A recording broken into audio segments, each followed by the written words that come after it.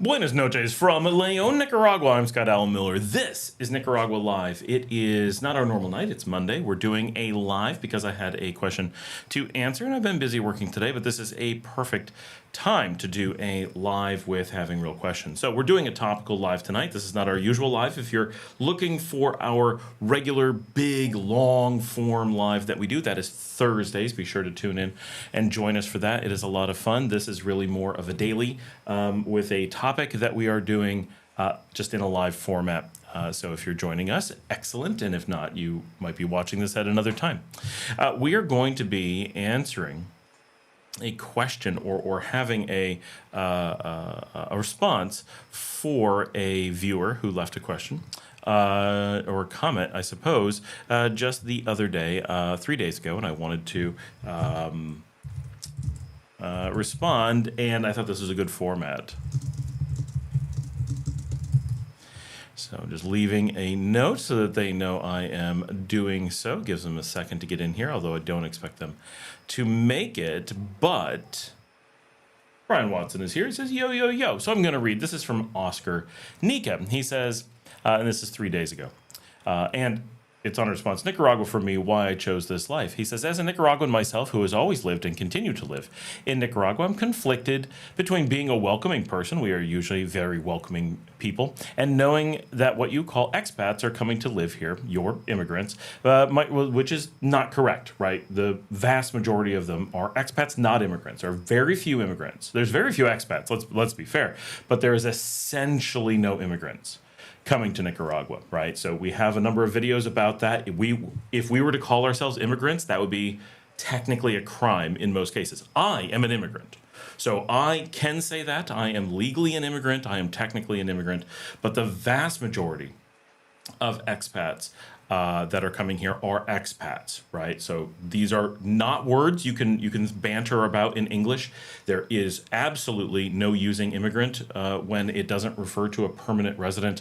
So people who are here on pensionados, people who are here on rentistas, they're not in a legally recognized status as an immigrant, but they could be attempting to be here permanently, which would make them an immigrant. They're in kind of a gray area. The majority of expats who move here are on the tourist system. They're in no sense whatsoever immigrants, but even those who are on permanent and long-term visas may not be intending to stay for forever, just for a long time. That is not an immigrant, right? It is illegal to say that. Now, Nicaragua doesn't have a strict rule about catching people saying that in the way that like Thailand does.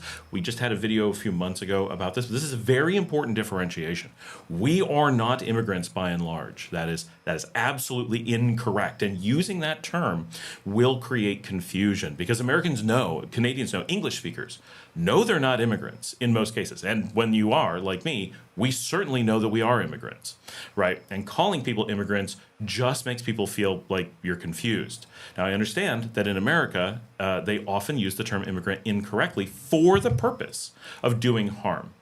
But if you use that term incorrectly in Nicaragua, for example, it empowers and encourages that harm towards that market in the United States. It doesn't harm us expats here. It's just confusing and weird to refer to people who are visiting as immigrants. Again, I am an immigrant. I'm permanent. This is my home. And I have the legal status of being an immigrant.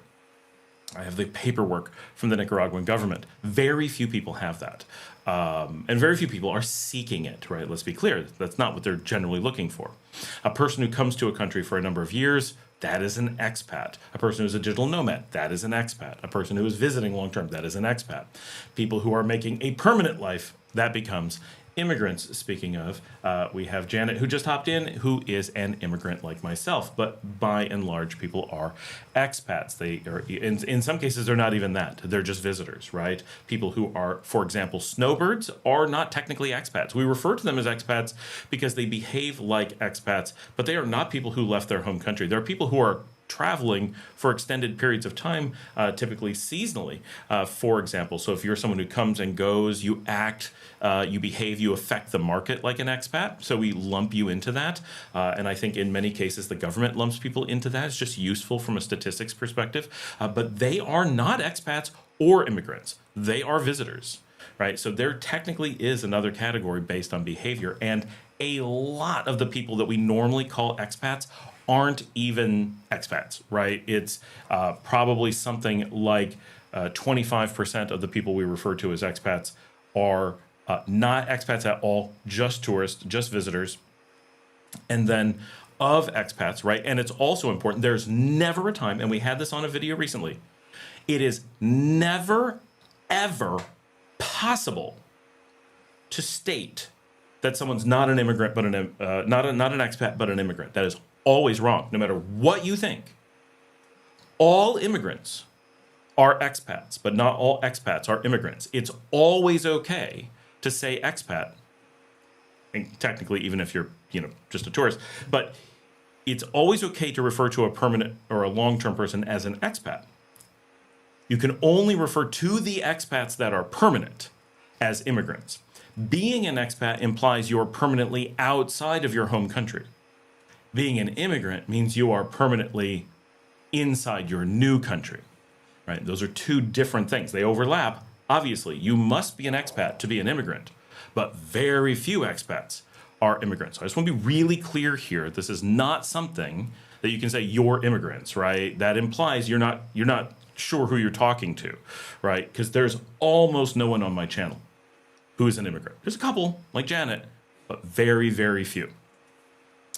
Might resolve, so he's saying that expats coming here, he says expats, right? Because he doesn't know what an expat is. So trust me, Oscar, this is not something you want to banter about because it ruins your message, right? If you want to say, hey, immigrants go home, we're going to be like, you're not talking to us, you're just confused, right? If you want to say expats go home, right, then you're like, oh, you're talking to those of us who are here temporarily. Well, we are going home. That's what expat implies, right? We're looking for a home. And if you're not an immigrant, then you haven't found it yet, right? Or maybe you never planned, you're just nomadic, right? So they will leave in most cases. And that's statistically, this is important for this discussion, right? Because we're talking about, you're going to see, right? But our topic, our title, is about gentrification. The vast majority of the expats here are not going to become immigrants. So that's really key to a big part of this discussion. They are here temporarily. They are planning on moving on, or they're not planning on staying. They're not ruled it out in many cases, but it's very common for people to pass through. It says it might result in harm in the housing value for locals, i.e., or e.g., gentrifying the communities. As of now, I'm not aware of any law that could protect the locals regarding gentrification. Having said so, that's a tough one because I don't know very many places that have come up with laws to do gentrification. That's a very difficult law to have because gentrification is just a term for improving neighborhoods. So if you have a law against gentrification, right, there's unhealthy gentrification and you want to avoid that. I think we all agree there. But all people want their neighborhoods to gentrify. Right? Everyone wants their houses to increase in value. Everyone wants their income to go up, right? All these things go together. And so if you had laws to prevent gentrification, it would actually hinder the local economy and make the locals poorer and make it more accessible to foreigners, which is not what you want, right? So it's a difficult mix. What you want to do is encourage healthy land reform and healthy purchasing, healthy investing, and healthy spread of expats and of immigrants. Having said that, your admiration and respect for the country should not be overlooked. Quite the contrary. Should be recognized as well as your effort to integrate to the community. That alone makes you different. Well, I appreciate that very much, Oscar. And I hope that those things, right? My desire to integrate, and my desire to really be here. I'm here to be in Nicaragua, right? So you have, and this is what a lot of people get, especially in this region, right? This part of the world, because of where it is, where other things are, just its proximity to other countries, makes for this region has a tendency to have people who are not moving for cultural reasons. It tends to get people who are moving for financial reasons or for political semi-asylum reasons, right? They're not claiming asylum, but they feel pressure, so they're going to a place where they feel they have some protections, right? Just kind of a casual asylum, if you will, self-asylum, I don't know. So you get a different group of people. If I was to go to, I don't know. Let's pick a completely, a place that no one ever mentions, right? Gonna move to Cote d'Ivoire. Chances are it's not loaded. Watch, it probably is, and I just don't know. It's probably not loaded with expats who are moving in big numbers because, well, it's cheap, so we're going to give it a try. No, it's probably people who are like, oh, I have some connection to this place, or I have some affinity for this place. I'm really passionate about it. And so that's who's moving in, or investors. I'm sure there's terrible people moving in, right? Lots of colonial type stuff. But ignore the like nefarious element and just say of people who are like excited to move to Cote d'Ivoire, it's probably right, people who are identifying with it, because it's hard, it's kind of far away, it doesn't have good connections to things, it's not really on everyone's radar, whereas Nicaragua isn't like super visible, but it is way more visible. It's way more like a 2-hour flight from major U.S. airports, right? Like, wow, it's really accessible, right? You're not going to Cote d'Ivoire for $150, but you are going to Nicaragua for $150. Sometimes I get here for $70, right? So you get people who are not coming down because they're like, oh, Nicaragua, that's got the vibe I want. It's got you see huge numbers of expats saying, or potential expats, future expats, hopeful expats, saying they're going to come down and they're going to buy, they're going to invest. They've never been. They're making that decision without the first inkling or very tiny inkling about the culture, right? And this is important. If you're coming down to any country and you're coming to really live, as I am here, you generally do so because you love the country, right? And a huge percentage of people who are coming to Nicaragua are coming for other reasons. And that's fine, right? So you have to get here for some reason. Why did you pick here? I don't know. I just dart at a map. That's not a good reason either, right? Something has to motivate you to go check it out, right? But when you look at the people online, the people who are buying houses or talking about buying houses, doing all these things, they are so often doing so without, they don't know what the food's like, they don't know what the music's like, they don't know what it's like to go out on a Friday night and hang out, they don't know what walking the streets is like. They have really very little idea. To not know what like the healthcare system's like, sure, you could live here a long time and never engage with the health system. Yeah. So there's things you may not know, but when I came here in 2015, I didn't come here with the intent of living. I wasn't buying a house or anything like that. I came because I really liked Panama, and I didn't want to limit myself to one country in the region. I wanted to start exploring in Nicaragua. We knew Costa Rica wasn't the right place for us. Again, I love Costa Rica, but I love it as a tourist, right? I think it's a great place to visit. I don't want to live there. It would be okay if I had to, but it's not my choice, right? But we really loved Panama. We thought it was fantastic. We liked living there. Again, we didn't live in the city. We lived very far out in a small community. And we wanted to get more into Central America. We wanted to really explore the region. We wanted to tweak things a little bit and see what the next really good country was like and see if it was better or worse for us than where we had been in Panama and so forth. And so we ended up in Nicaragua, and we ended up in the wrong city. We ended up in Granada. But it was a fact-finding trip. Right. So at that time, if you'd have said, would this guy make a good candidate for this country? You'd be like, no, he has no affinity for the country. He has no connection to it. There's nothing here. Right. He just thought it was nearby. And so I was a terrible candidate at first. But I then came back and was like, I feel so much like home. And I figured out I needed to be in a different town than Granada. Came and tried other things, and very quickly was like, I love being here. I love the culture. I like I like going out to a local bar and hanging out with Nicaraguans, right? I'm not here to hang out with other expats. I'm not avoiding them, but I'm not here to hang out with them, right? And that's really, everyone's got their own little connection to the country, but when you come down, you do that initial thing, and then you're like, oh, the reason I have to be here, and this could be anywhere, but for Nicaragua in this case, is because I vibe with the people. I made friends. I like my community. And that's why it's really very rarely about a country and often much more about a region or a city or a neighborhood, right? For me, a big piece of it is Sutiava in Leon, right? If I had to be in Granada, yeah, I'd still like Nicaragua an awful lot, but I wouldn't like it nearly as much as I do here, right? So it's more than just a country generally. Yeah, you might like a country based on its laws, its kind of overall safety, its visa things, its location in the world, but to really connect with a place, you need more than that, right? You need things that come down to real human interaction. And so your community is a big factor in that. Now, I know I could go live in Matagalpa and I absolutely love that too, right? I know I've got lots of parts of the country that I really like. The point is not Leon is unique. The point is simply that there has to be a deeper connection. And of course, the fear that you're getting is that people are going to come down. And realistically, when we talk about gentrification from expats, right? And we're looking at Mexico. We know what's happening. We're looking at Costa Rica, national level. Mexico's not happening on a national level. Costa Rica's happening on a national level, more or less. Panama in a regional level, right? Big impacts. Ecuador to some degree, right? Some of these places are getting gentrification in neighborhoods. So we have something that Oscar's thinking of, I assume, to identify with as real risks that could happen. And he's right. Those things have happened. They could happen. And those are things we want to avoid.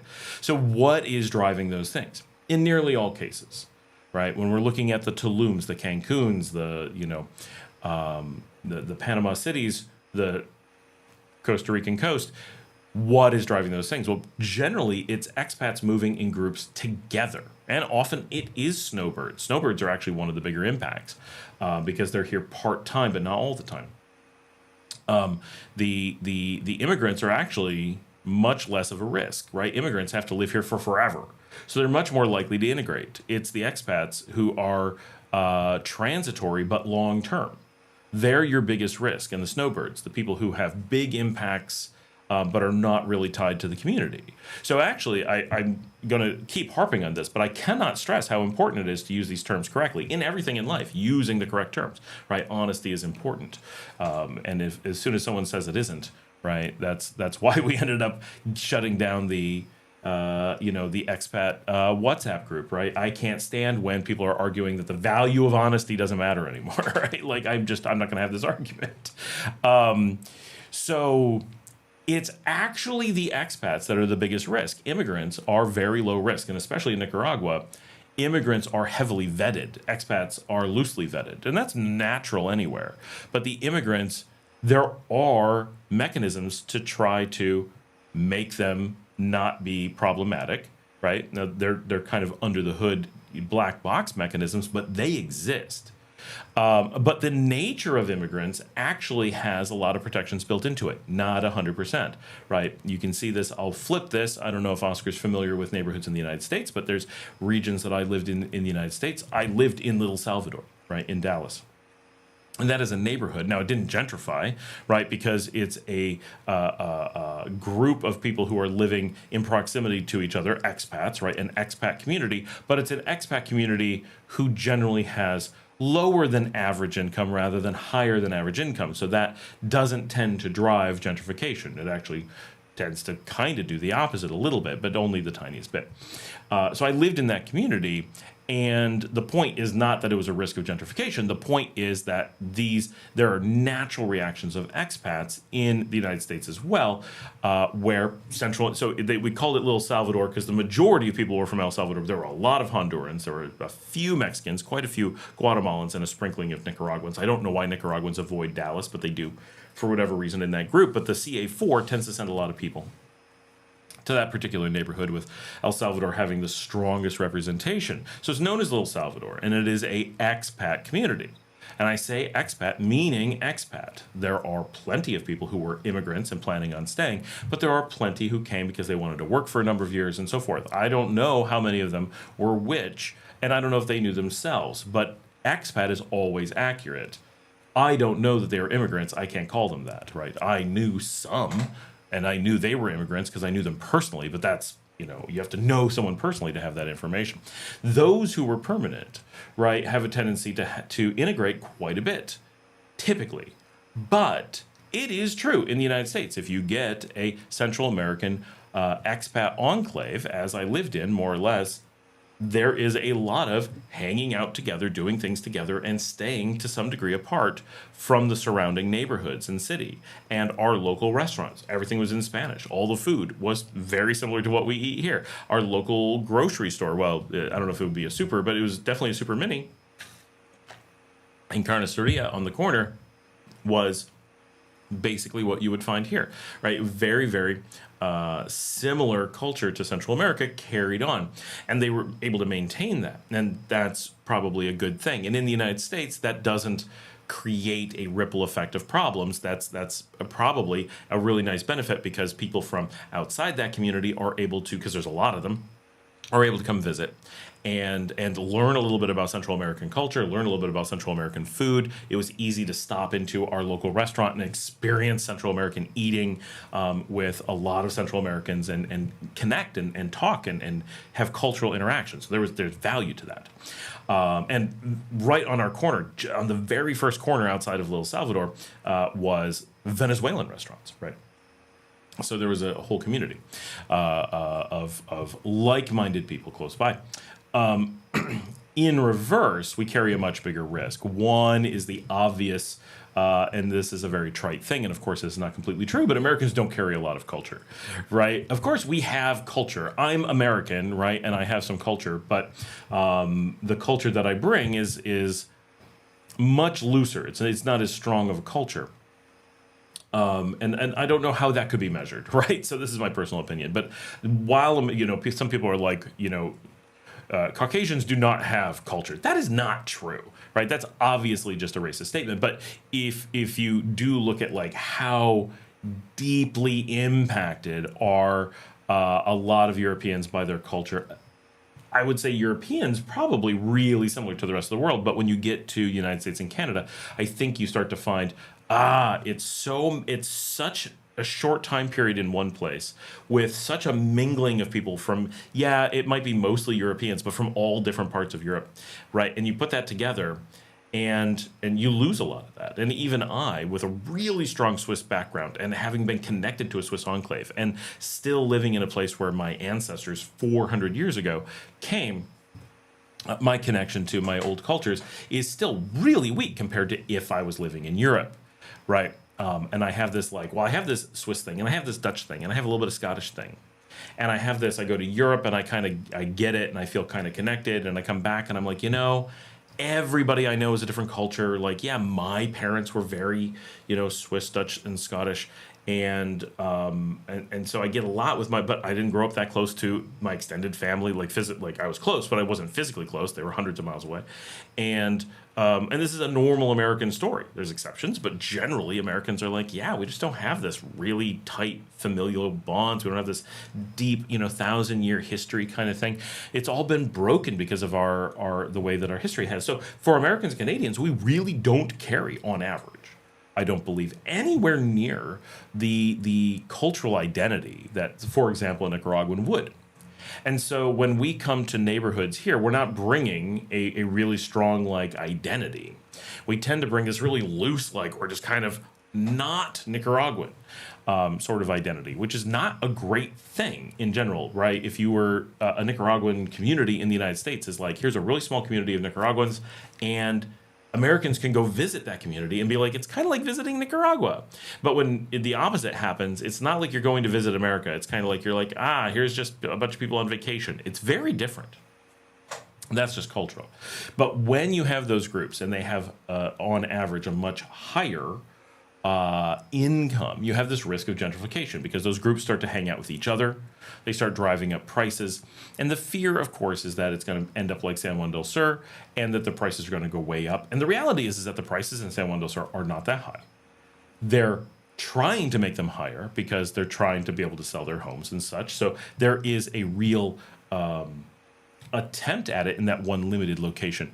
But I think you have a number of factors. I don't want to get derailed. I think we have a number of factors to talk about why gentrification is not a real risk in Nicaragua.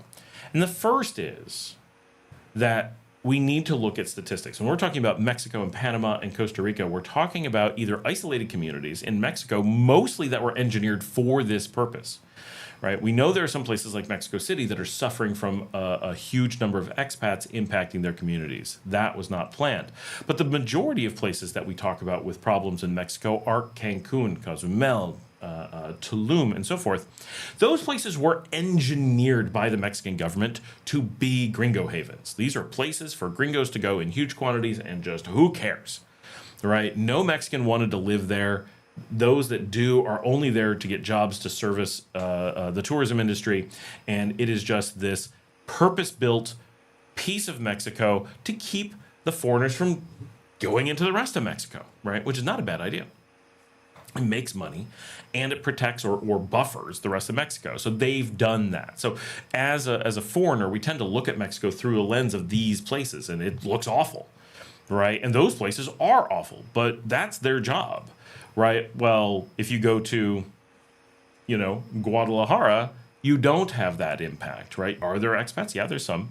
But by and large, you have Mexicans living Mexican lives, doing Mexican things, who rarely see an expat or an immigrant living in their city. I'm sure they see some, but they don't see a lot. They're not enough to really be affecting things. So the majority of Mexico is doing quite well, I think, in that regard. They're not really gentrifying from that. They are gentrifying, but they're gentrifying from the Mexican economy improving and Mexicans having more money to spend.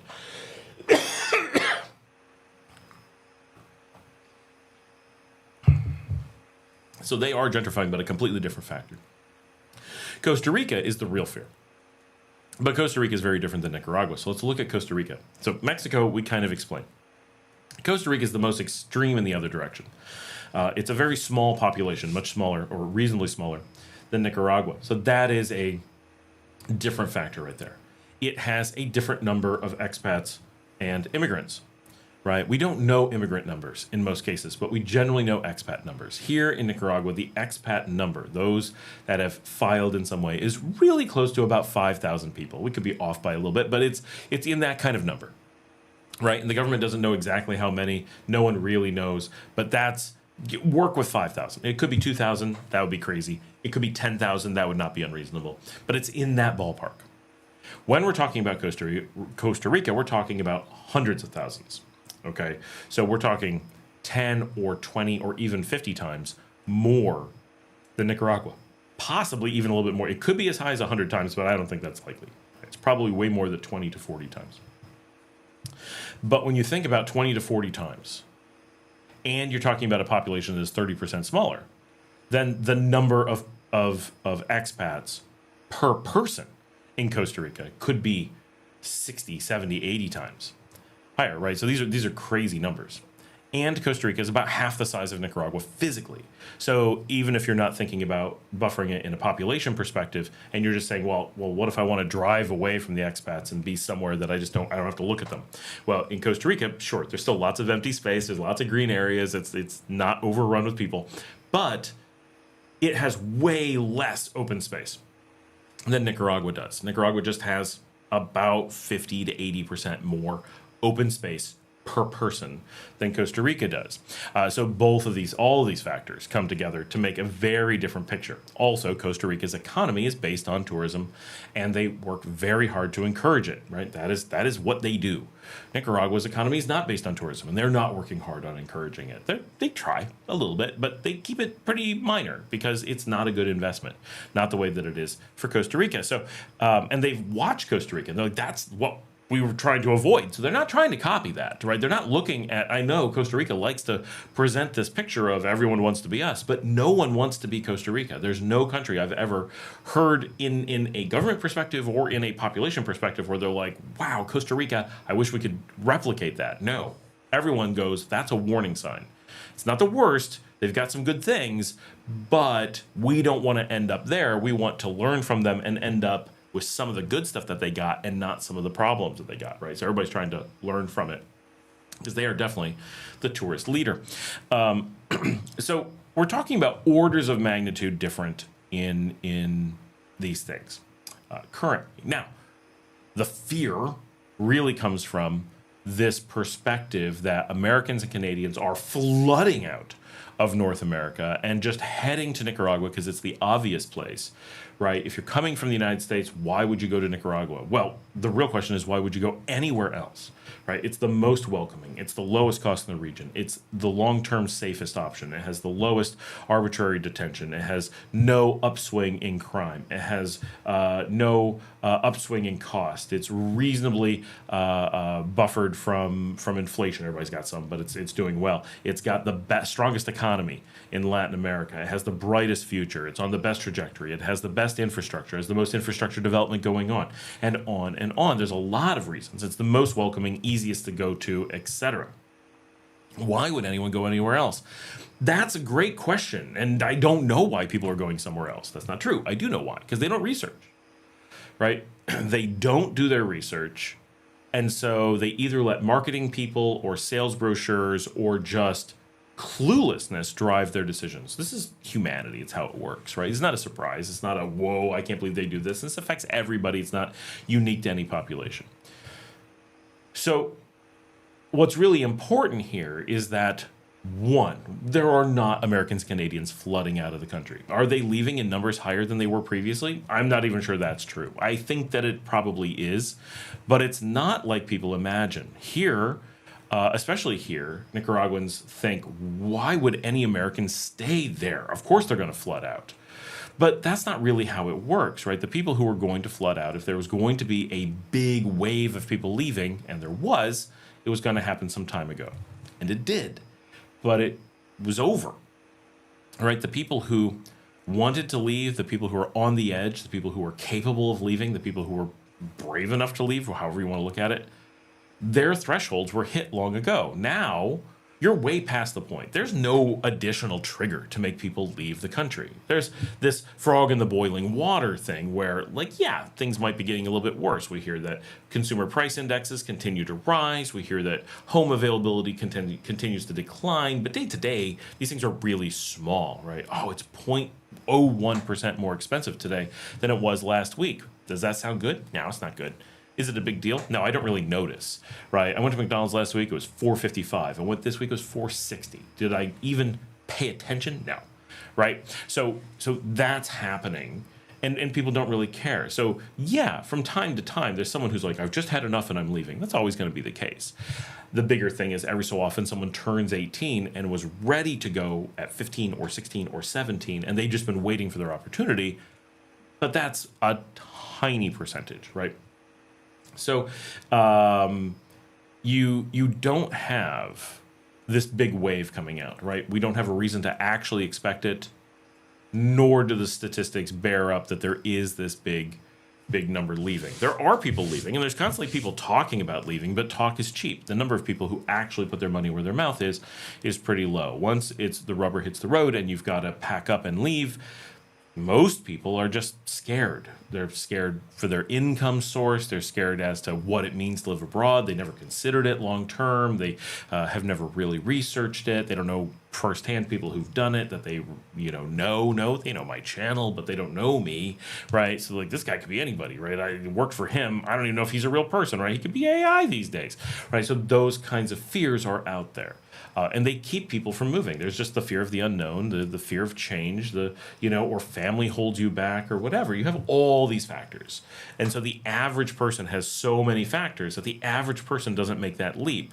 And if they do, they tend to do it when they're relatively old, right? They're facing a life change like retirement or empty nesting, and that's their trigger. And so we do see, I think, an increase in the total number of people emigrating out of the United States and Canada, but it's not a 50% increase. Maybe it's a 10% increase, right? But we also see big factors holding people back, right? There's more and more fear and fear mongering, right? Doesn't mean there's something to be afraid of, but people have fear of a lot of things. They're scared to leave the country. They don't know what's going to happen to them from their home country. They don't know what their home country is going to do to them. The income sources from their home country are dwindling, and people are very fearful of changing jobs. You may not be able to get another one. Right? If you have a job, you hold on to it. So there's a lot of factors that are reducing people's ability or willingness to move abroad going on at the same time that we have, on one side we say, but these factors are making people want to move. But that's overlooking that there's all these other factors that are making it that they maybe feel that they can't, or they're more afraid to. Just as Abulvaro just asked, good evening, what are we talking about tonight? We are talking about fears of gentrification here in Nicaragua. This is a short live, not our long form live, doing a topical on this for Oscar Nika, who 3 days ago mentioned his fears that we would, because he's long-term citizen here, grew up here, and fearful that the country will gentrify. So we don't have this big wave coming. That's the first thing. The second thing is that Nicaragua, while logically it's fantastic, in reality, it is fantastic, right? But in reality, people who aren't already living here just don't believe that, right? The people who would believe that in large numbers are adventurous people who think outside the box and are willing to come explore. And they're here all the time on a regular basis. And you see them becoming expats and in large numbers compared to other groups becoming immigrants here. But they mostly have already come. There's always a few new people, but they mostly have already come. So the people that are remaining are the people who are less adventurous, the people who are not so willing to think outside the box, the people who are leaving because they don't trust their government, but still trust their government to tell them where to go, right? Weird combinations of things. This is how people work. And so you don't have very many people coming here. So here's the reality, is that the number of tourists and expats and immigrants here in Nicaragua is not increasing. It is decreasing, not by a lot, but it's not really going up. It's maybe in some ways staying steady, but tourists especially are actively dropping, right? And partly that is because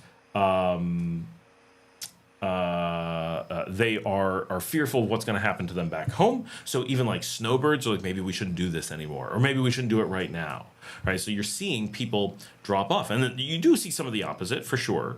You see some people who've been snowbirding here for a while, and they're like, you know what, maybe we should make Nicaragua the permanent.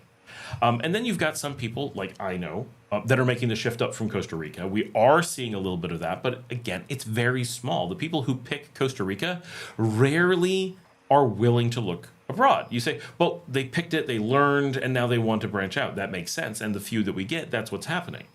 But by and large, people picked Costa Rica because that's not how they work. If they did, they would have done that beforehand in most cases, or had moved on very quickly. But those that have been living there long term, they did it because it's comfortable, because they were directed there. And so they put up with the problems or put up with the negatives for the reasons they've always put up with them. It's not going to change just because we feel it makes sense here. Our perspective here makes it all seem crazy. Why isn't everyone here? You're right. Everyone should be here. And then it would gentrify, but that's not happening. So we're not seeing the numbers come in to see increases. So the fear of gentrification really has to be based off of the existing number of expats that are in the country causing gentrification. Well, they're not going to cause more than they already have caused, right? That's a steady state. And the situation that we have here with real estate today, and with and I'm basing this on the government's policies and approach to immigration, which I've talked about before. We can see what a government wants, what they feel is good for their country based off of policies that they put in place. In Costa Rica, some people are like, but Costa Rica is so overrun. Yes, but their policies say they don't feel that they're completely overrun. They're still trying to move in that direction. They are pulling back, but they are still moving in that direction. They still want more. But the people who are coming out of the U.S. and Canada are far more likely to go to Costa Rica. So they're absorbing more than we are as a percentage increase. So what we see here in Nicaragua is a government and a people and an economy that doesn't have enough expats and doesn't have enough immigrants. It wants more, right? It wants good ones. Of course, everyone wants good ones. But there are healthy numbers of expats and immigrants in any economy, right? No matter where you are, even country, Norway, Ireland, countries that are relatively small and have really good job markets with really high salaries, they still want a certain level of immigrants. They want a smaller number, right? But they want them because they're a healthy part of an economy. They bring ideas, they bring investment, they bring churn, they bring some keeping status quo from becoming too entrenched. So they're healthy, even in places where the average expat or immigrant is lower income than the local population. In places like Nicaragua or Costa Rica or Mexico, where the average person moving into the country is earning or bringing with them an income higher than average, they bring that additional benefit of being a big financial boon, right? Every expat that comes to Nicaragua is bringing an outside income. This is partially how it's designed, right? The Nicaraguan government filters and monitors for this very carefully. So if you're just a tourist, you're spending tourist dollars. If you are a long-term expat, you have an outside source of income, and that money is basically free money. It's like found money to the local economy. So the fear of gentrification does exist, right? And San Juan del Sur, while it's not gentrifying, could gentrify, and you can see why that fear would play out there. But keep in mind, that is a small village on the Costa Rican coast, more or less, of very few people with a high number of expats. And it's still not happening there. Imagine the orders of magnitude of increase in expats that would be necessary to create a gentrification effect in the country when it's not even happening in San Juan del Sur. Right? If we were to double, triple the number of expats in the country, would it start to happen in San Juan del Sur? Plausibly. Still might not. But I think at that point, you'd start to hit a threshold where you might start to experience it just a little bit. But even if it happening there, would it spill over to Granada? I don't think so at that number. Would it spill over to Managua? Almost certainly not. Would it spill over to Leon? That's laughable, right? So the country as a whole is not going to experience gentrification for those numbers, in my opinion. You would need massive increases, right, before it would start hitting the outlying cities. You might have pinpoints of gentrification. But honestly, you want pinpoints of gentrification. Mexico wants Tulum to go through the roof. They want Cancun to go through the roof because that is money that was not going to exist before. That's just flooding into their economy, and they're not displacing anyone. And San Juan del Sur basically functions that way here in Nicaragua. There's a tiny population that's originally from there. But by and large, everyone just moves in, takes jobs to work with the expats. That's the whole economy is that way. So they actually want that to gentrify, I would imagine, because that's the logical thing. It's not displacing the culture. It's not making life harder on Nicaraguans. Gentrification is not on its own a bad thing. Gentrification on its own is expected to be a good thing. Everyone wants their neighborhood to gentrify, right? That just means that your economy is improving. You just don't want it to gentrify where foreigners are coming in, have the money, and the local population doesn't see the increase from that money. Right? What you want is something which may not involve foreigners at all, right? When we talk about gentrification in the United States, we're not talking about foreigners coming in and gentrifying a neighborhood. We're talking about a poor neighborhood simply not being so poor anymore. That's actually generally a really good thing. We have treated it as this poor people should be put into a bubble and should be kept poor so that we can observe them, right? America has worked really hard, right? We know now, it's starting to be a public thing that you can just discuss and people are aware of, that the billionaire class and the multimillionaire class have been using, media to manipulate the poor into keeping themselves poor. And this has always been the case, but people are starting to talk about it a lot more now. And so this is one of those areas, right? Gentrification, fearing gentrification is a way to keep the poor poor. It's the Star Trek Prime Directive thing. How do you keep we just discovered a new society. They could compete with us eventually. How do we monetarily how do we gain most benefit from them without allowing them to become competitive? Well, we're going to put a blockade around them. We're going to contain them in a bubble. We're going to make it seem like we're doing this for their benefit. And we're going to keep them from organically growing and interfacing with the rest of the world. We're actually going to cut them off. Right, protecting against gentrification actually works in much the same way when you're not talking about expats, right? When you're just talking about a neighborhood gentrifying on its own, that's exactly if you went to those people and said, would you like your neighborhood to gentrify? Well, they've been conditioned to say gentrification bad. But if you describe gentrification, would you like the home that you own to gain value? Yes.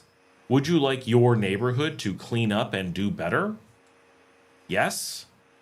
Who doesn't want that, right?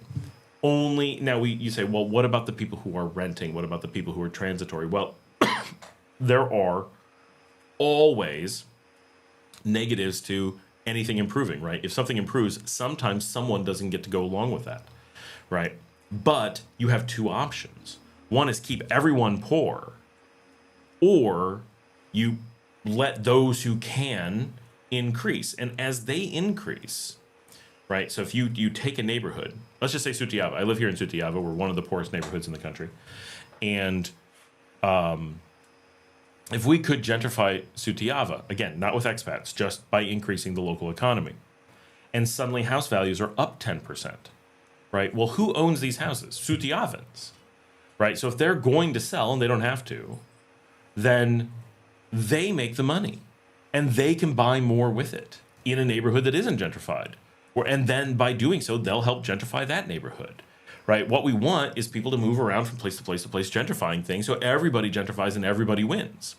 And if you're a renter, then, you know, in theory, your income goes up with that. This is just inflation, right?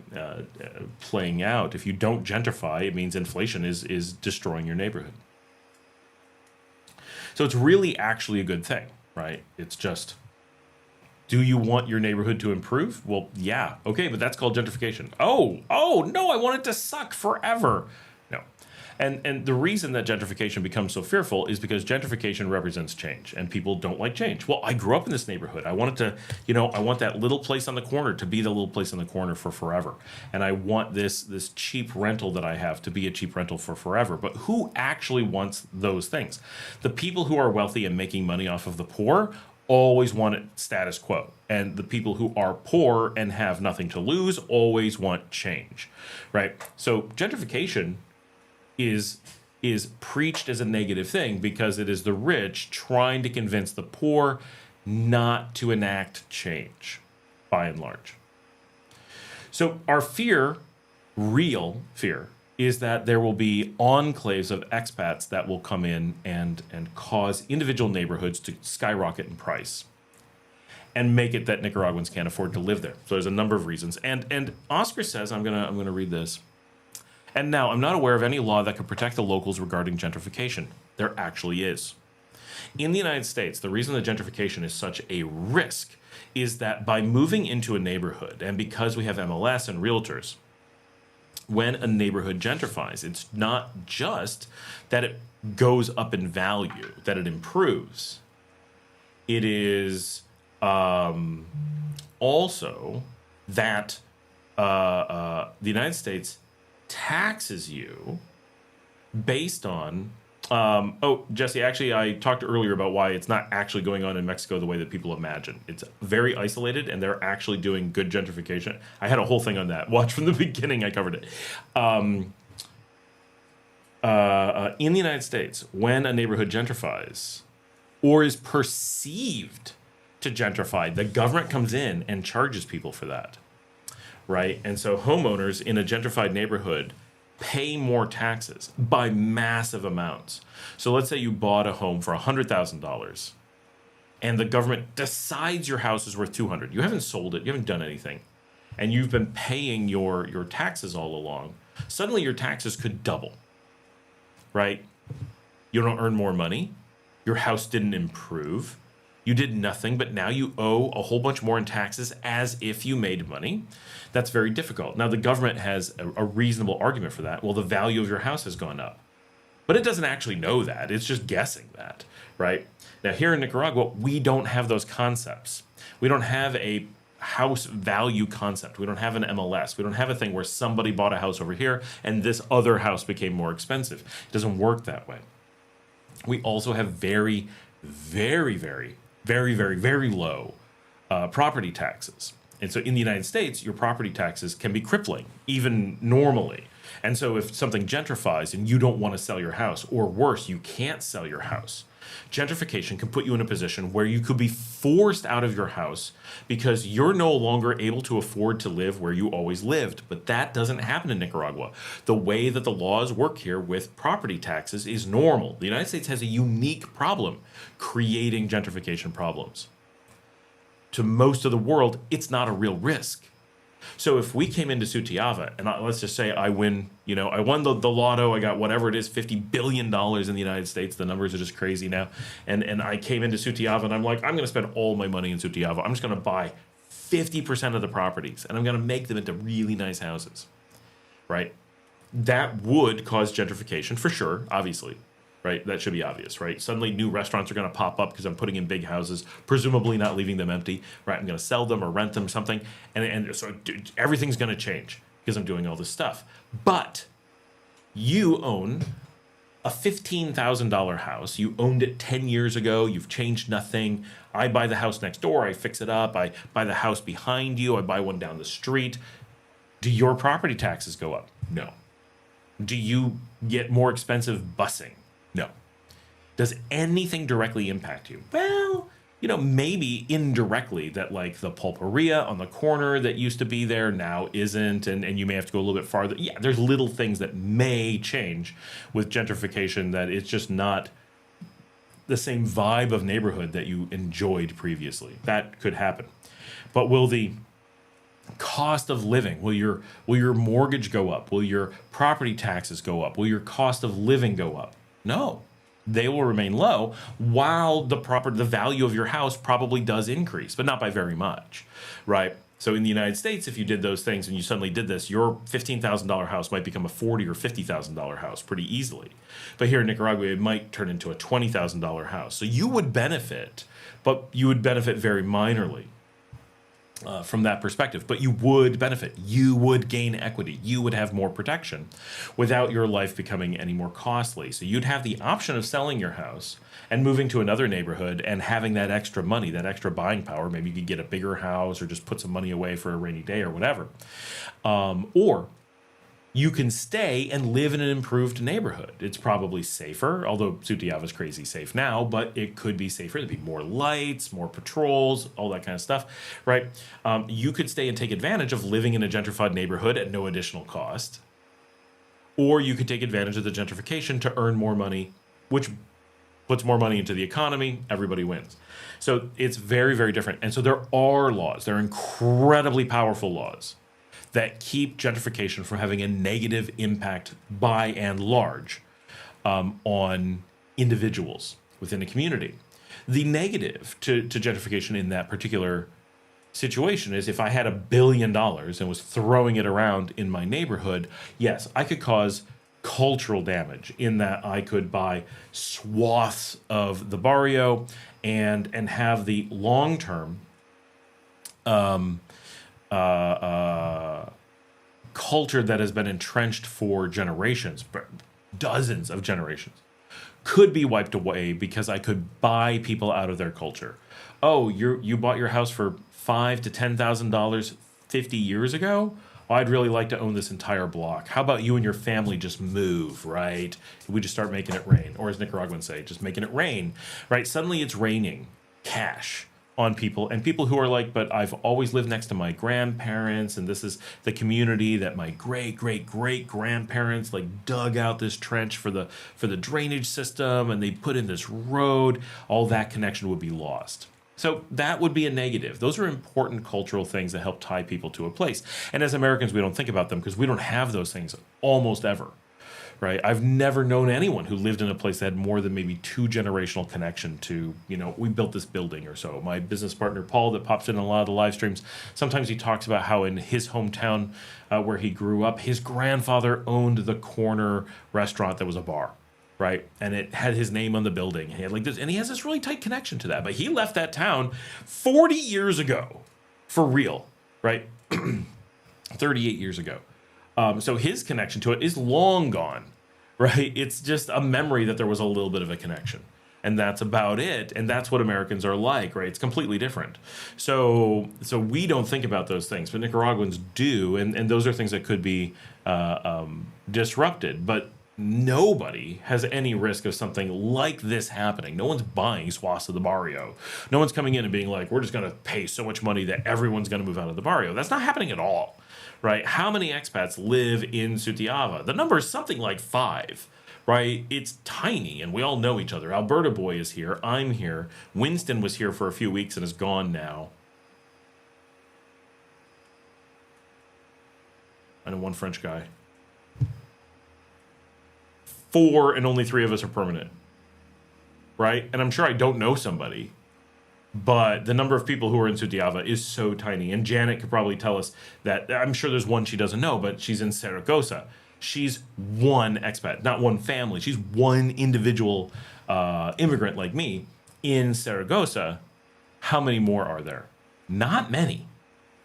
There's another one for sure, maybe 5, but it's a really small number for an entire barrio, right?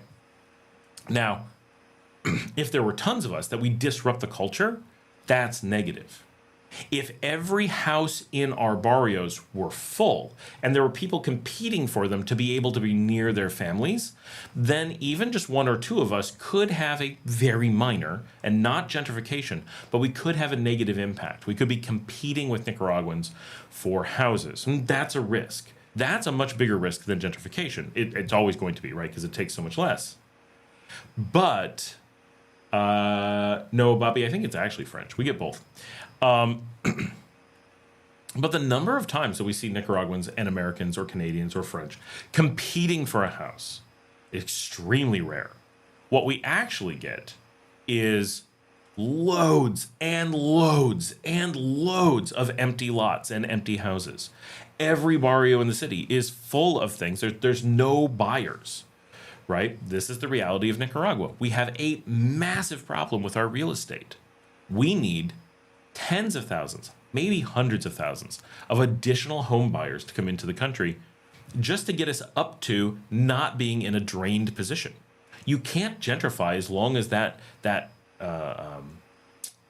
inventory sits on the market. Even on the beach, right? There's lots of things empty, but you come into the city, and here in Sutiava, right? Everything's empty. Every neighborhood has empty houses. In the neighborhood across the street from me, something like every other house is empty. That's extreme, right? If you go down the streets, yeah, there's some houses that are for sale that people are still living in, but they're actively trying to sell them. Go into Saragossa, go into Sutiava, you're going to find places where the house has burned down, or a lot where someone started construction and never finished it. These are eyesores. These are places that are damaging the communities, right? They're the opposite of gentrification. They're de-gentrification, right? You take a community, and I know of one in Veracruz, right? There's a beautiful street, beautiful houses. One of them is a mansion. All this great stuff on the street. You get to the end of the street, and there's a lot, and it looks like a disaster. And I'm pretty sure they put up the outside walls, and whoever bought it just gave up and decided not to build the house. And now everything's falling down, and it's just a bunch of weeds, and it just encourages people to go there in the dark and do drugs. It encourages wild animals to be in there. It encourages mosquitoes to form in there, collect in there, or whatever. And when you do that, you end up with that dragging the neighborhood down. Right? It makes it a little bit less safe. It makes it a little bit less attractive. It means that the pulperia is competing just a little bit harder to stay alive because it has one fewer household to go shopping there. There's no restaurant in town because there's one too few households to want to go eat at the restaurant, and so forth. Everybody's losing. All of Leon is losing because that house is empty, that lot is empty, and so forth. And so if you get another expat to move in and buy an empty lot that there's no Nicaraguan to buy, all you get is winners. There are no losers. You could call that gentrification, but they're fixing a negative, not pushing something above its market. So it's important to look at it from a real perspective. There's a number of expats and immigrants that you want to have in any society because that's where you benefit the most. And every society is a little bit different. And then there's where you are currently. In Costa Rica, the government says they're just below where they want to be. And the people often say, I think we're just a little bit above where we want to be. But in Nicaragua, when you really look at it, we're way below where we want to. We're not even close.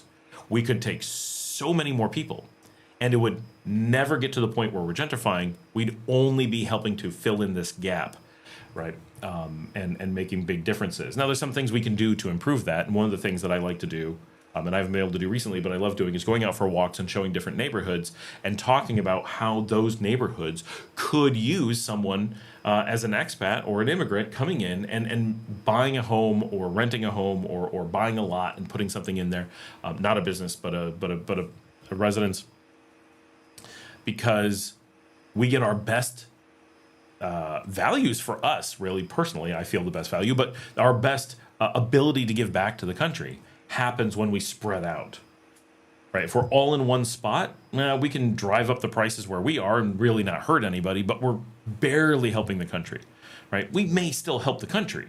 San Juan del Sur as an enclave being an example. It is an economic engine providing money to the country, but not as much as it could and not as well as it could. And it just ends up being a meh, right? But when you look at, if you could get people who are passionate about the country to spread out and be all over, and every barrio have someone, right? Because I don't think there's a single expat in Democracia. I don't think there's a single one here in Los Jardines. I don't think there's a single one in Providencia. I don't know if there's one in Giros y Martires de Cercos. I don't know if there's a single one. I'm sure there's not a single one in Giros y Martires de Sutiava, right? And I'm pretty sure there's none in Santa Lucia, right? And so you start naming all these neighborhoods, and you're like, there's zero. Or if there is one, there's one, right? If you go to Fonseca, there's one that I know of. They could use another one. Every one of those could use another one, if not 5, right? They don't need 50, but a handful would help. So many empty houses, so many spots to build, so many places where that additional income could help pull up poverty-stricken neighborhoods. Are they going to make them not in poverty? No, it's not going to do that much. But could it make it safer? Could it make it more resources? Could it make it that places that are struggling struggle less, right? That pulperia, that little fritanga on the street.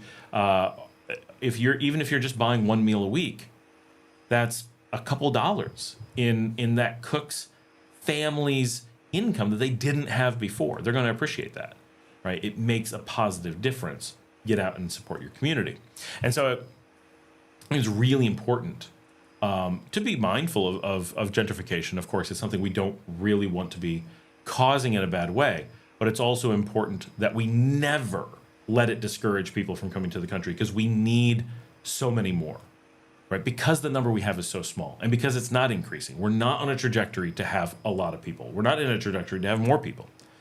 And we're not in a position where we have too many. And we don't have any piece of the country that is even approaching gentrification.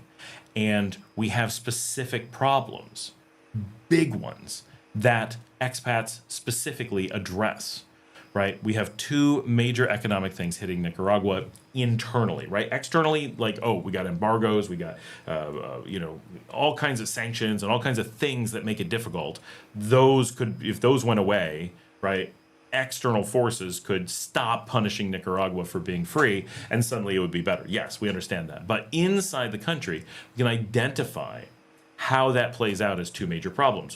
One is the unemployment crisis, and the second is the real estate crisis, that all of the real estate in the country is so freaking depressed that the Nicaraguans who own homes can't sell them for the prices they would hope.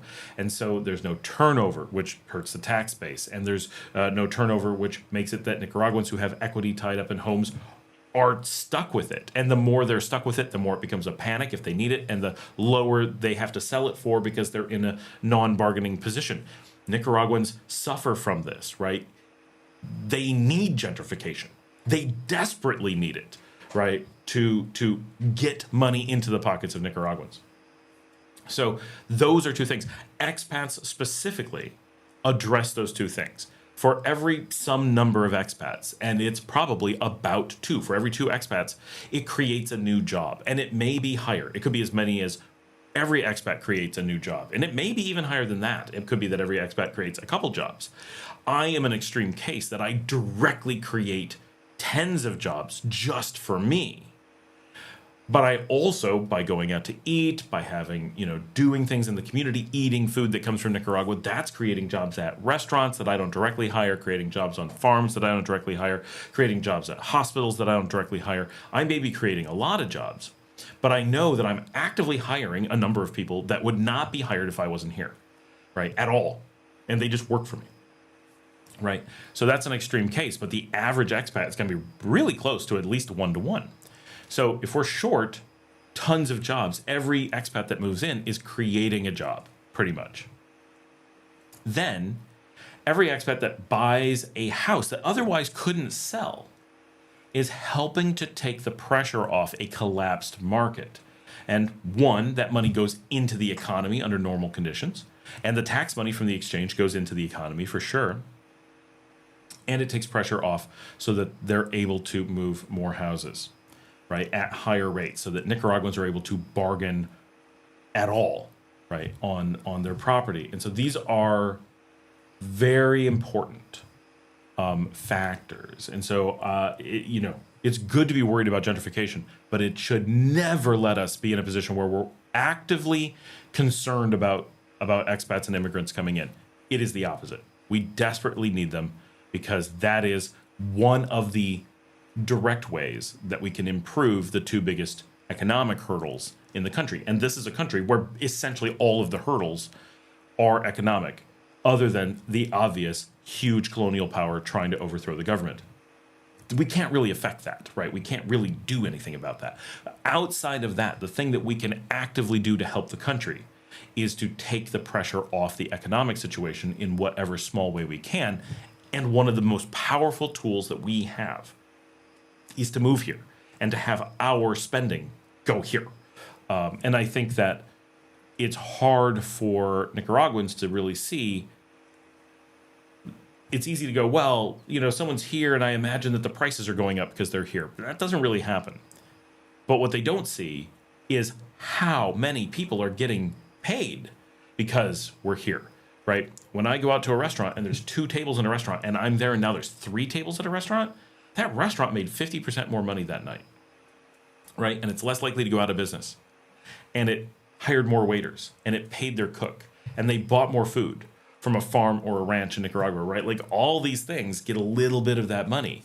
And we're not talking about billionaires coming in and like hoarding all the money and buying all the stuff, right? We're talking about normal people who are coming in and paying rent and buying food and hiring or paying, cargo trans to deliver them packages from Managua or whatever, and all of that together, and shopping at the local markets and stuff, and even things that aren't made here, right? Going to buy some toilet paper from PriceSmart. It's still employing people. Even those things are putting a few pennies into the economy. So the winners are there. All right, I'm going to jump into the questions. Mary says, hola. Beverly Evans says, hi. Janet says, be listening as I work around the house. Roger Funk says, good evening. Janet says, hey there, Roger. You're more formal than I am. Luke says, hola, y'all. Don Timoteo says, I like Mexican food much more than Irish food. Luke says, well, I'm not worried about gentrification in Matagalpa. My landlord would rather rent to expats than locals.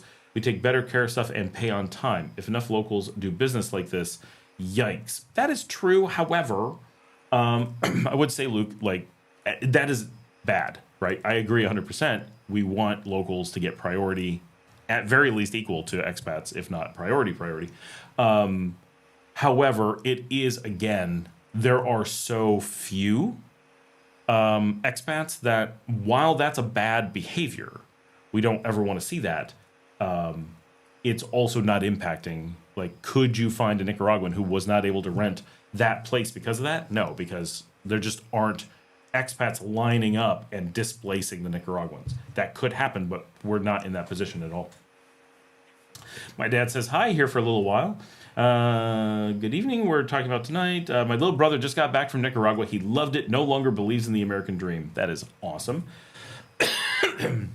He says, to be fair, that is happening in Mexico. That's where I talked about how Mexico creates specific gentrified communities to shunt the expats off to a place so they can extract revenue from them without it impacting culture. Technically, they've gentrified Cancun. I don't know what that means. It's a slum, but like literally, it's the worst city I've ever been in my life.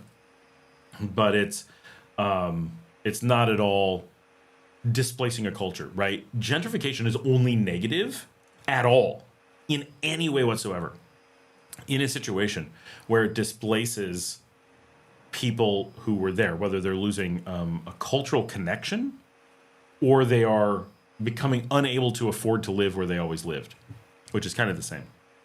And in no way is that happening in Cancun. No way is that happening in Tulum. No way is that happening in Cozumel. Merida, you could make that argument that there's gentrification happening in Merida. So that's an isolated example. But most of Mexico is not having that happen at all. So,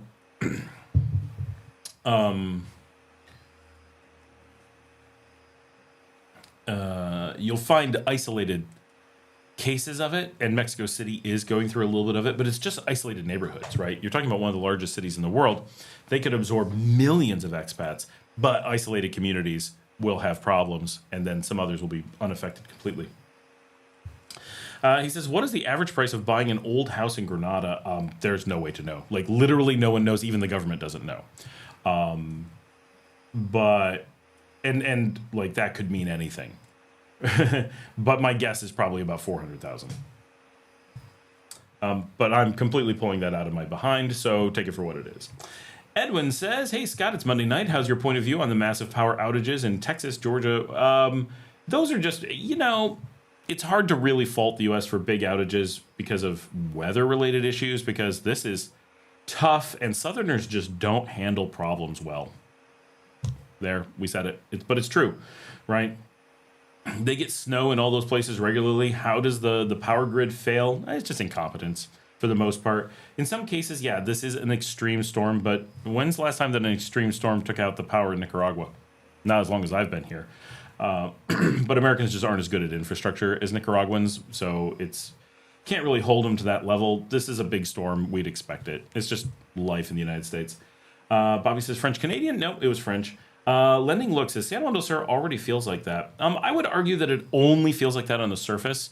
It is an enclave, so you have kind of that Cancun effect. Not quite. It's not an artificial construct like Cancun, but it is a place that the government treats, or the country treats, like Cancun, that it is a place to shunt foreigners so they're not in the way in the rest of the country. And don't get me wrong, as a non-San Juan del Surian in the rest of the country, I am completely welcome in the rest of the country. They're not in any way going, you should go to San Juan del Sur. They're not doing that. They're just giving a place, whereas a lot of other people all jammed into one spot of a foreign disposition, and they naturally gravitate there. And those of us who don't, everyone goes, oh, thank goodness, right? And we're very, very, very, very welcome elsewhere in the country. So it's San Juan del Sur feels that way because it's an enclave. And it is a little bit more expensive than the rest of the country because it has some unique stuff. Like, it's legitimately a little bit more expensive. But it's not super more expensive, and the prices are not high. And it's the hardest hit of all the real estate markets in the country. It's pretty freaking cheap these days.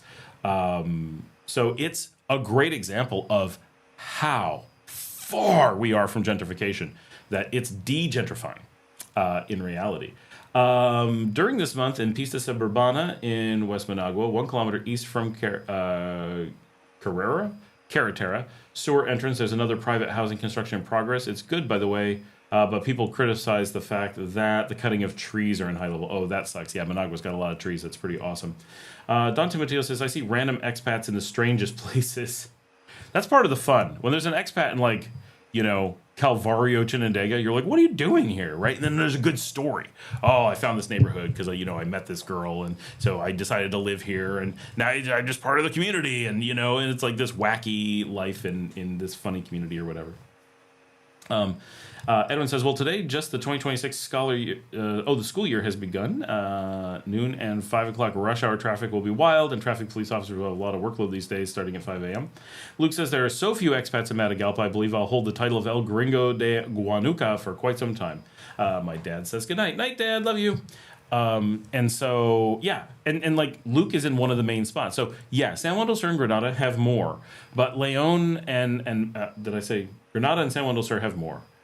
Managua and Matagalpa and Leon have their representations of expats. And we are so far. Like to say there's a fear of gentrification to those of us who live out here is such a laughable thing. Like, are you, what? How? How could that possibly be the case, right?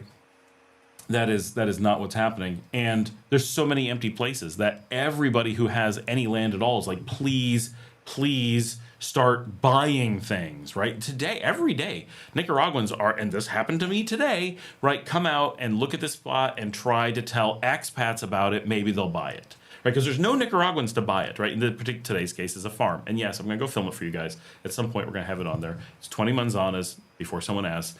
But it's, like everything, it's been for sale for, who knows, 10 years, 20 years. And is anyone looking at it? No, they're not even looking, let alone asking, let alone buying.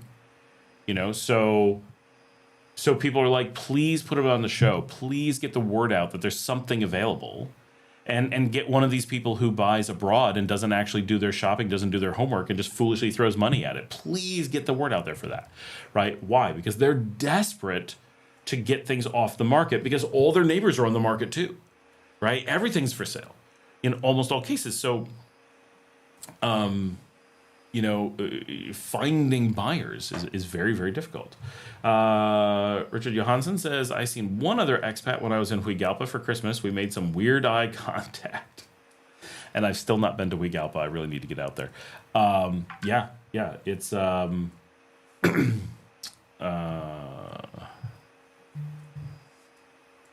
just reading a message.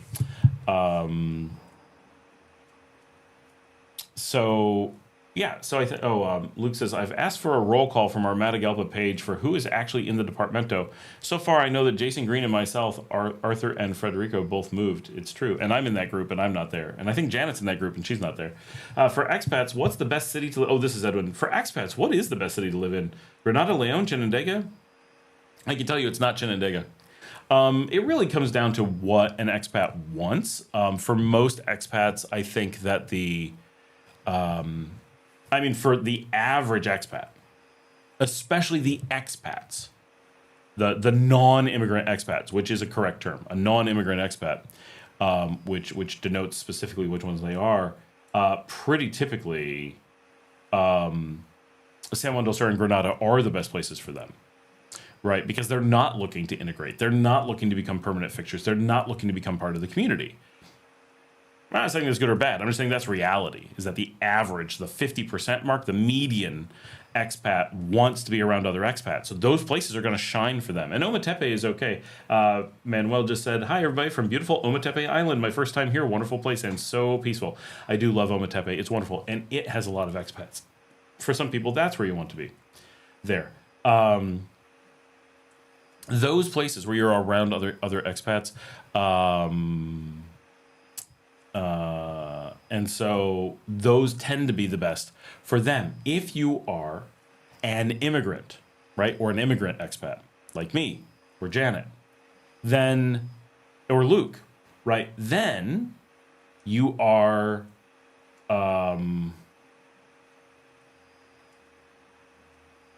wait. Canadian Gringo just said, would love to buy, but renting is better just because of the departure tax.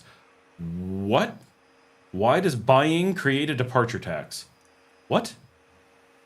Something's weird there. Renting is definitely, for most people, the right decision. But why are you not able to buy? Is Ometepe not Ometepe? What? I'm losing my mind. Okay. For the immigrants, right? Those of us who are here to stay. Those of us who are permanent. How? So Canadian Gringo, what does buying a house, how does that, Canadians buy here all the time, no departure tax. Never heard of that. No Canadian has to pay a departure tax for that. Something's very wrong. Why would you think there's a departure tax?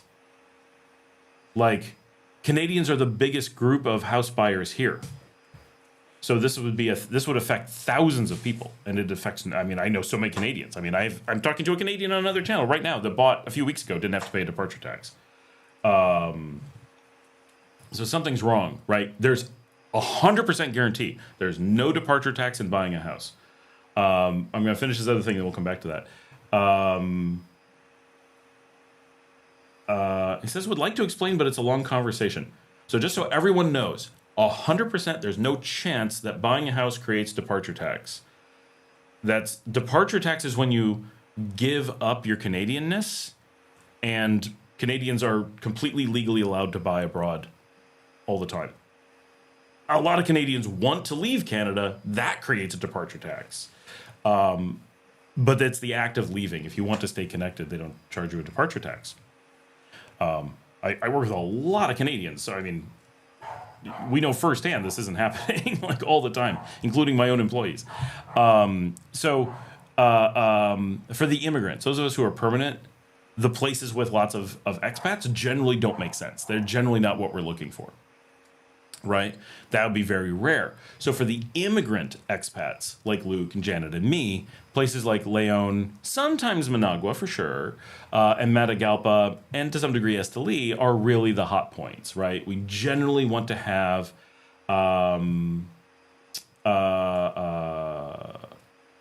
we generally want to have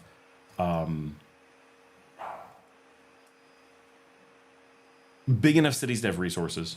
We generally want there to be another expat somewhere in the vicinity, that just in case you need to talk to somebody or get their opinion on something firsthand in your community. And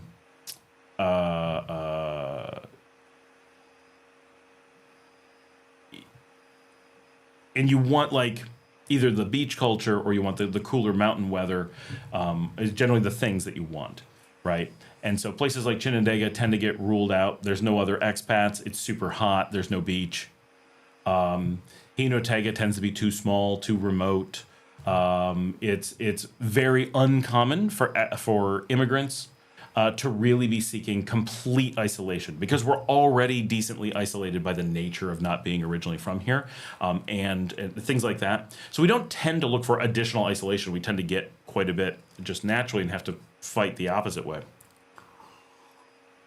So it's rare that we're looking for small communities, but it does happen. And plenty of people are looking at Nagarote. Plenty of people are looking at La Paz and stuff like that. So there are,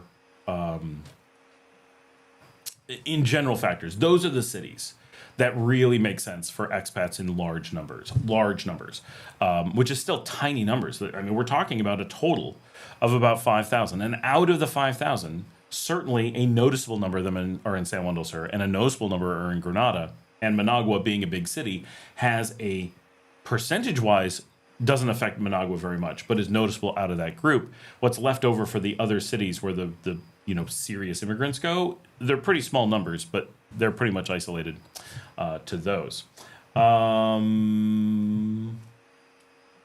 Carlos Jose is here, longtime viewer, 2 years, first-time poster. You finally convinced me to visit the country. I will be there in Managua the next couple of months and looking forward to it. Carlos, that's awesome. Glad to have you coming down, and thanks for posting. So I just corrected for him. Oh, I can't even... All right. Canadian Gringo says, if I live in Nicaragua and leave Canada for more than 6 months... But that would be renting or owning won't change anything because it doesn't get reported back to Canada. Like, they don't see that. And I've never heard of Canada giving someone a departure tax for living outside the country.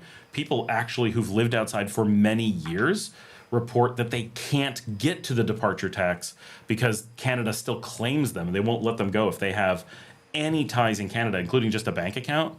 Canada won't let them out. It's the opposite problem. It's not that Canada kicks you out. It's that they won't let you leave.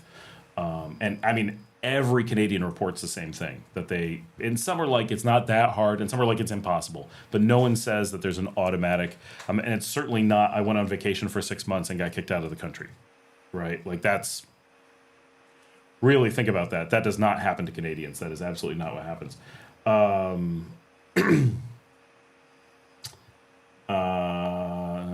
Tim in Nicaragua says, when you leave or arrive, they never ask if you own a home. CRA can designate you a non-resident. Non-resident is not the same as departure, though, because departure's it pretty serious. It's not non-citizen, right? Canada does have this thing, but yeah. He says, don't buy anything until you leave Canada, not 6 months. Everyone does. Thousands of Canadians do not have this problem. Not one Canadian, I guarantee you, not one Canadian has ever had this problem. That they can all buy, and they all do. Where is this coming from? Okay, CRA cannot just designate you a non-resident. There is a legal process to go through to do that. Right, exactly. If I buy now and become a non-resident later, I would have to pay departure tax on any foreign property as it is considered an investment to the CRA. Okay, now that's different. Okay. If he buys and plans to become a non-resident, and is doing them in that order, and that's the thing. That is different. It won't happen automatically.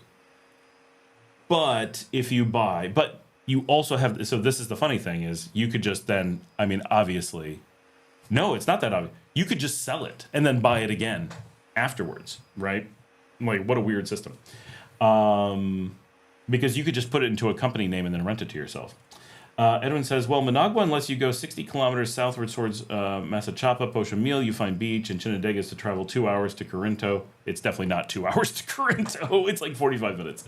I always plan a Chinandega visit when cold fronts are expected only. But the difference is, Chinandega, it's like 45 minutes to Corinto, and Corinto's not really a beach. That's not the beaches of Chinandega. But Leon to the beach is 12 minutes, right? It's completely different. Get an accountant because the CRA is getting desperate and want money. Beverly says, I just booked yesterday for a 10-day trip mid-March. Awesome, Beverly. Looking forward to seeing you here. The thing about a departure tax, though, is that once they've done that, your money's not flowing back to Canada anymore. It's actually, so everyone reports the opposite, is that they can't get them to allow them to do it, or that it's a struggle to get them to do it because they want the money to keep coming in. Because once they do a departure, you're not paying taxes anymore. That's why there's that big departure tax. Now, as an American, we have it much simpler. It's not necessarily better, but it generally is way better, right? Every American reports that it's terrible until they find out what Canada's like, and then they're like, oh, no, this is actually great. I don't want to complain anymore.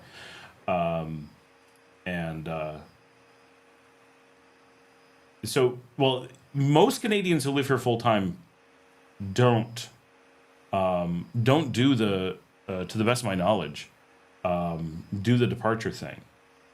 But it's true. If you know that it's your plan, and you're definitely going to do the departure, you will have a departure tax. So minimizing it, yes, that is true. That's a different thing. That makes sense. But it's not like you would want to buy before you've been here for a while anyway. So it's, regardless of that, it's the renting while you do it. Well, Chinandega and Managua is 4 hours. Oh, even that. Chinandega is less than 3. Even with the new speed limit, Chinandega is only 2 hours and 45 minutes from Managua, because it's only 45 minutes from Leon, and Leon's not 2 hours from Managua. We do regularly Managua to Leon in about an hour 45 minutes, an hour 50 minutes, and then Chinandega is only 45 minutes from here, so it's under 3 hours up to Chinandega. All right, cool. So yes, yeah, renting, but it's by the time you move, you'll be all set. But they definitely won't kick you out. Your struggle is going to be convincing them to let you leave, not, oh, I went and visited and I suddenly got kicked out. Trust me, that'll be the pain.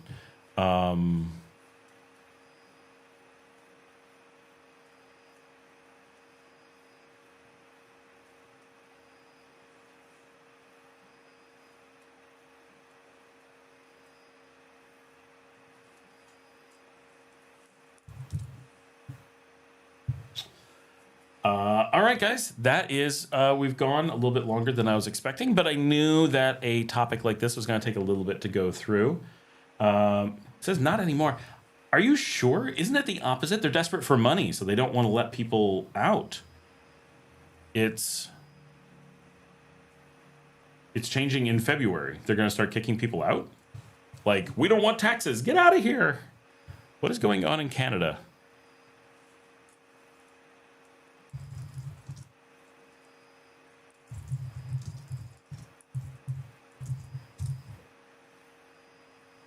What the heck?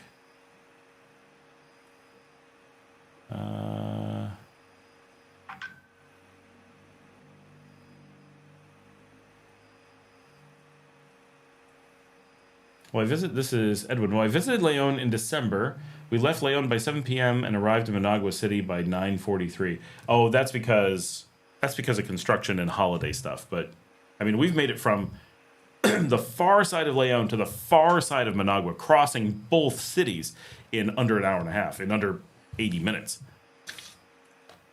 That's extreme, but it really, If you're on the Uca, I normally go from the north side of Leon, so it crosses a good portion of Leon, and we're normally in Managua in about 95 minutes. Long conversation. My accountant, you can just spoke to me about it.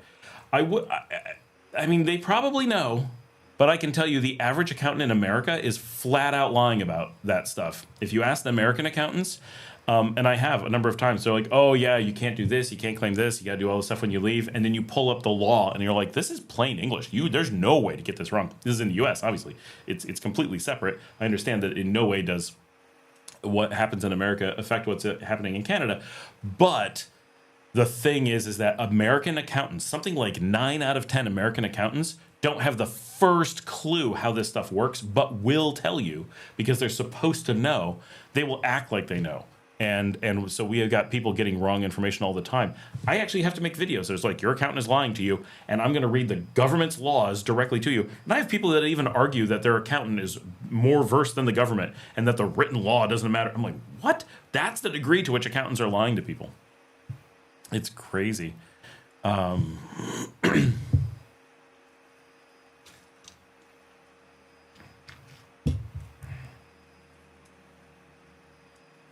Here I can yeah.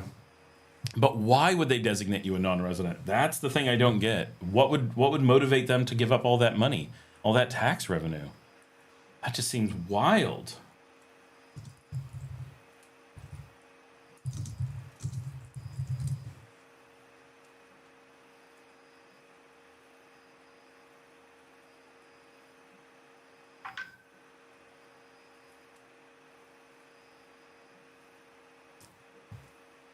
Trying to, do you have a link to that new law? Because that is so. Things that I understood is that Canada only designates you, and this could be wrong, can only designate you a non-resident if you've severed ties with Canada and a number of other things.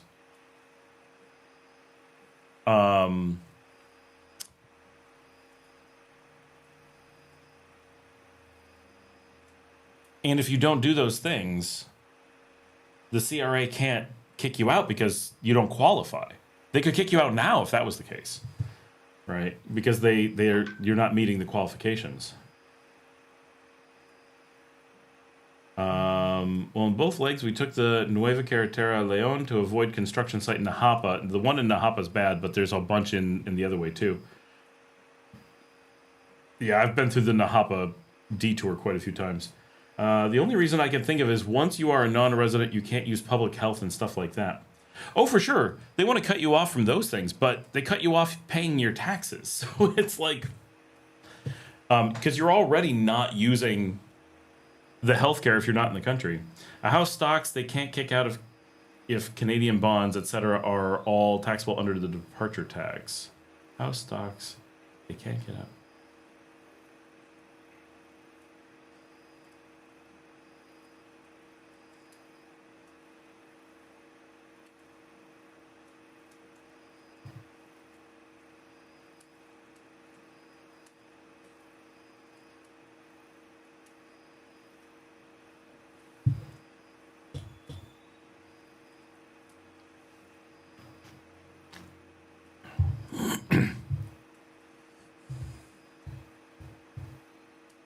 So according to Canadian law, this is Canada.ca, right? This is the CRA's website. They said you can only have that happen if you are truly residing in another country that has a tax treaty with Canada. I don't believe, and I could be wrong, I don't believe Nicaragua has a tax treaty with Canada.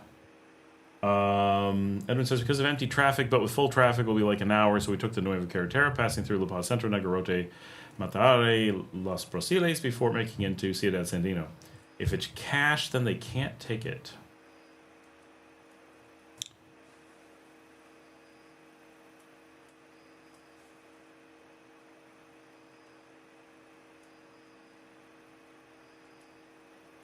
You can be considered, wait, I just want to read this. This is unrelated to anything else. You may be considered a factual resident of Canada if you are spending part of the year in the United States. Visiting the United States for more than transit obviously doesn't count. If you vacation or live in the US but not Canada, you may be designated a factual resident of Canada. What?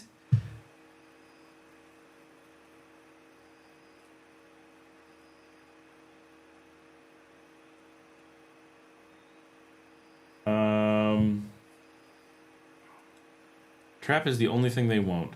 Edwin says so. It was less than an hour 50 minutes. It was so fast for a 96-kilometer distance between both cities. Huigalpa, which is 138 kilometers from Denver, takes 2.5 hours. Canadian Gringo says yes, they do. There's more to it. Do you know? So, do you know someone that this has happened to? Is there someone who actually can report on this? Because we know hundreds of people directly we know that get the exact opposite situation. And I'm reading the CRA website.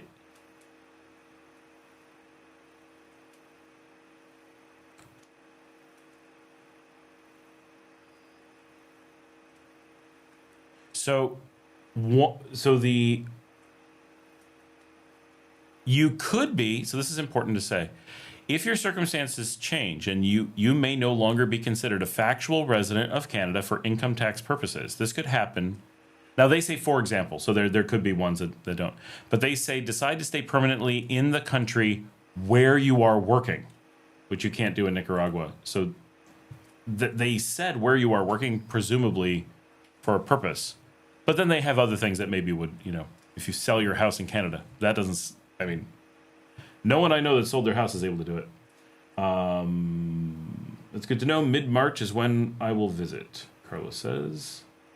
I'm glad I left in 2010 before the Canadian laws for leaving became so confusing. Is it getting more confusing, or are they just enforcing things more?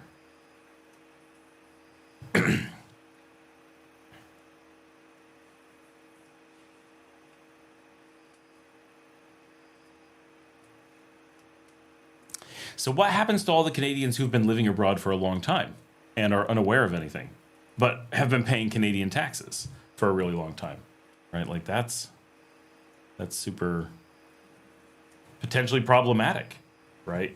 Like I have employees. Are they just going to be suddenly kicked out of Canada?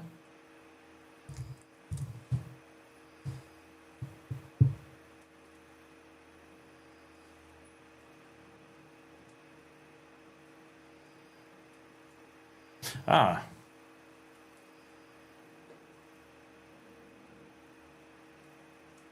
All right, I'm reading information. In 2026, Canada is implementing stricter residency and immigration rules to reduce temporary resident numbers to under 5% of the population. Key changes include significantly lowering immigration targets, reduced study permits, restricted work permit eligibility for spouses, and enhanced government powers to cancel visas. Key 2026 residency and immigration changes. Reduced immigration targets, okay, stricter work permits, reduced study permits, government authority bill. New legislation allows the government to cancel, pause, or terminate applications for study permits, visitor visas, and permanent residence to meet population targets. Citizenship changes. As of December 15th, 2025, new rules allowed children born abroad to Canadian parents to acquire citizenship, provided the parent spent 3 years in Canada. Temporary to permanent transition. Approximately 33,000 temporary workers will be transitioned to permanent residency in 2026. These changes reflect a pivot towards reducing the overall volume of temporary residents and tightening eligibility of foreign workers. So all of those things are the opposite direction. Those are all making it harder to get into Canada, but none of them speak to, it would be a different set of laws.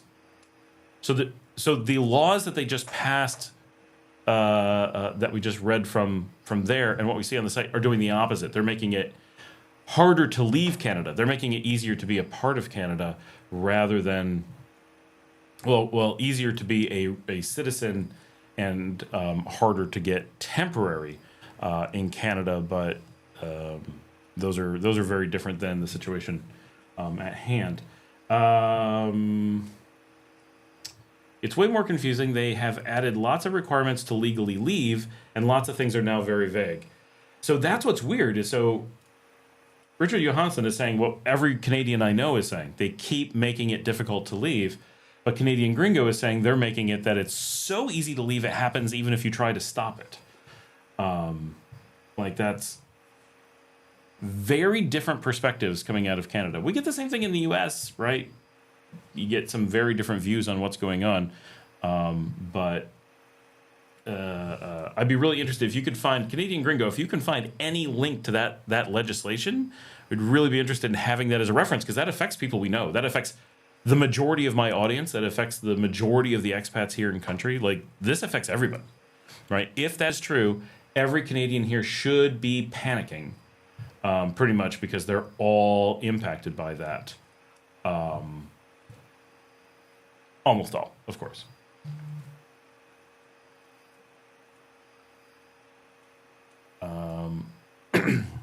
So generally you are this is official. Generally you are an immigrant for income tax purposes if you meet all of the following conditions. You leave Canada to live in another country, and you sever your residential ties with Canada. Severing your residential ties with Canada means you do not keep your main ties with Canada. This could be your case if you dispose of or give up your home in Canada and establish a permanent home in another country. Your spouse or common law partner or dependents leave Canada. You dispose of personal property and break social ties in Canada and acquire or establish them in another country. If you leave Canada and keep residential ties in Canada, you're usually considered a factual resident of Canada and not an immigrant. However, if you are considered to be a resident of another country with which Canada has a tax treaty, that is different, right? There's a lot of cases where they mention they have specific treaties to allow you to do that, but I'm quite confident they don't have one with Nicaragua, so this falls into the general case. When do you become a non-resident of Canada? When you leave Canada to settle in another country, you usually become a non-resident of Canada for income tax purposes on the latest of the date you leave Canada, the date your spouse or common law partner leaves, and the date you become a resident of the country you settle in. For those who are wondering. So legally, you become a resident in Nicaragua on 181st day in country. I'm told by Canadians that Canada refuses to recognize that and only accepts retirement residency in Nicaragua or investment residency, but they do not accept, point blank, period, ever, I'm told, actual residency, tax residency, which is weird because it seems like they would, but they do not.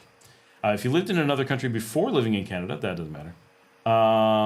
If you still have bank accounts in Canada or amounts being paid to you from Canada, you are required to notify any Canadian payers and your financial institution that you're no longer a resident of Canada.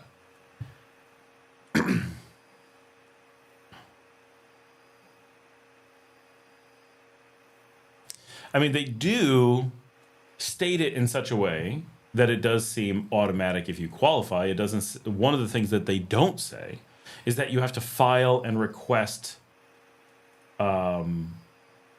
being an immigrant, things that can tie you to Canada, personal property in Canada, such as a car, furniture. Oh, if you have a spouse or common law partner, do you have children in Canada, that automatically blocks you. If you are a member of recreational or religious organizations, if you keep a Canadian bank account, if you have a Canadian driver's license, if you have a Canadian passport, if you have Canadian health insurance, those do not absolutely block you from leaving, but those things are considered factors in not allowing you to leave. Just being religious with an organization that Canada identifies.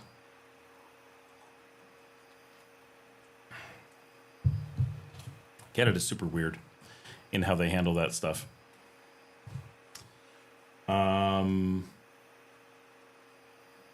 They have different levels of non-residency now. Oh, that's noticeable. In all those things they say, you're non-resident in this category. They never say you're just non-resident. Like they don't just have that. Yeah. You can give your Canadian citizenship up now. That I think you couldn't do that before. Americans basically can't, but I mean we can. If you give up your citizenship, you definitely pay a departure tax and get out. Like that's understood. It's the just not living there, but maintaining citizenship, but not residency. We're lucky as Americans that we can't give up our residency, really. And so no matter how long we live abroad, we still have residency. It's weird. It's very, very weird. But I'm a Texas resident. Like, yeah. And even within the United States, this one shocks people and is super confusing. I moved to New Jersey in, I don't know, 2005. I lived in Jersey for years. Lived in Jersey, had my home in Jersey, multiple homes in Jersey. My job was in Jersey. I did everything in Jersey, right? But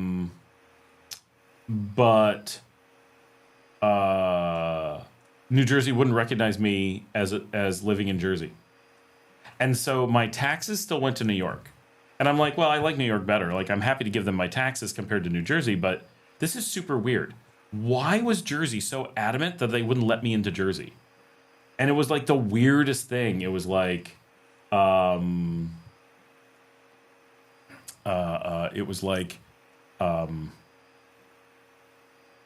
they didn't like that some private correspondence with some private institution was done in New York. And they're like, nope, you're not a New Jerseyan. And I'm like, I mean, this doesn't hurt me in any way whatsoever. But what a bizarre thing that they made me stay a New Yorker, even though I completely lived in Jersey in every way. It wasn't like I lived in Jersey and worked in New York, or lived in New York and worked in Jersey, and there was some gray area. If you ask normal people, you'd say, what does it take to be considered a resident of a new state? I wasn't moving from another country. It wasn't like, I had to earn something. This is just moving between states. I was born in New York. I was working in New Jersey. But for years, and if you said, well, it's a period of time, you totally understand. But it's like 6 months is the time limit on Jersey. I'd been there for years. And you'd say, well, you're a resident where you work and live. And if those things are different, then I get that it's complicated. But the things that normal people use to determine, Jersey doesn't consider at all. It was nuts. So you get some weird stuff sometimes with those things. So I stayed a New Yorker until I'd lived in Texas for a couple of years. And now I'm a Texan forever. Like, because I left from Texas, now I have no way to change it. Now I'm permanently locked into Texas. All right, guys, that is enough for this evening. Thanks, everybody, for being on. Hopefully we can figure out what the heck is going on with Canada. It's wacky up there. It's the cold. It gets to people. It's also Ontario, coldest place on Earth right now. So good information for everyone. And thank you to Oscar for the topic for tonight. And as always, hit that thumbs up.